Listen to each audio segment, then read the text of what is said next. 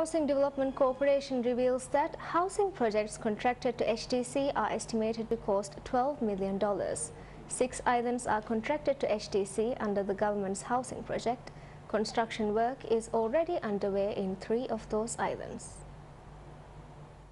Housing projects in Hadal Kurdufushi, Gafdal Tinadu, Gafalif Kalamafushi, Lavini Nafar, Nunu Manadu and Seen Fedu are contracted to Housing Development Corporation. Construction work is yet to begin in Hadal Kurdufushi and Nunu Manadu. HDC informs that the area allocated for housing in Kurdufushi is wetland, which is delaying the construction work at the island. According to HDC, the area needs to be filled with sand before the construction work could start. Kurdufushi Island Office is currently making arrangements to supply sand to the construction sites. In Nunu Manadu shares a common issue with Kurdufushi. The area allocated for housing project is packed with number of trees. Construction work in Manadu will begin as soon as the land is cleared, which according to HDC would take few weeks. In Gafalif Kolamafushi, housing projects are underway. Foundations of the housing units are already in place except for 5 housing units. In Gafdal Tinadu, foundations are laid for half of the housing units to be built.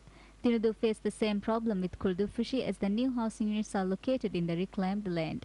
HDC raised concerns that this area is prone to flooding unless the land is filled with more sand. The contract to build housing units in Seen Fedu is not yet signed. HDC informed that each housing project will be complete within a period of 10 months. Brigadier General Abdullah Jamal announces that the first draft of the National Security Framework will be complete by March 2011. Speaking to MNBC after the conclusion of the Forum on Developing a National Security Framework, Abdullah Jamal said that wide-range national security issues were discussed during the workshop. The workshop on developing a national security framework began on the 24th of October. This project is a part of the government's National Strategic Action Plan. The workshop was carried out by an interim committee created by President Mohammad Nasheed.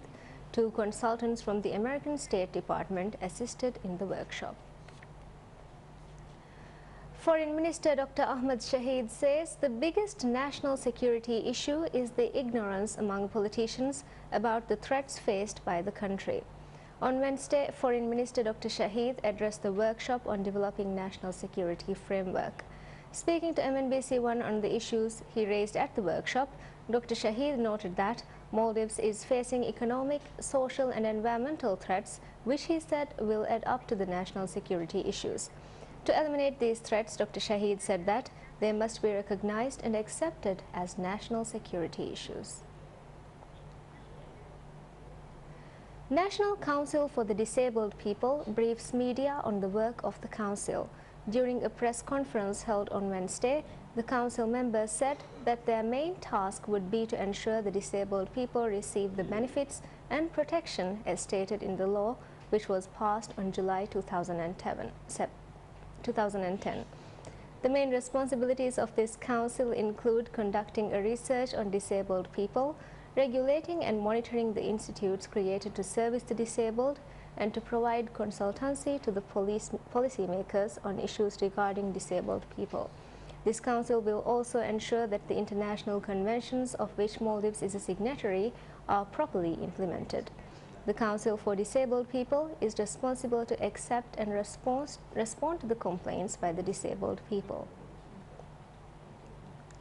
A detainee files a lawsuit against Maldives Police Service alleging that he and his family are being threatened by the Maldives Police Service. Muhammad Nazim, who is under arrest on allegations of theft, claims that the police service is treating him against the Constitution.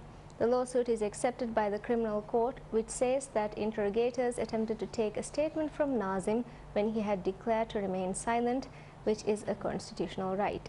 He also claims police officers threatened and warned him and his family members. Maldives Police Services denied the allegation, saying that Nazim had never been deprived of any constitutional right. Looking at news from the international